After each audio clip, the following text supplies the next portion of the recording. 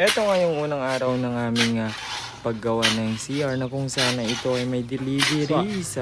At dahil nga merong deliveries ng ating grava o ng buhangin ay kailangan natin ilipat ito dito sa may gilid kasi nga makakaharang sa mga sasakyan.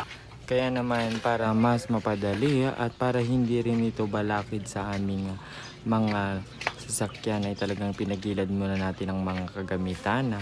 Yung iba nga ay nandun sa loob ng Kimmy's Place Hideout. At ito na nga yung butas na kung saan ay sinimulan na nilang kaninang umaga. Medyo malalim na nga dahil nga dalawa pa lang silang naghukay.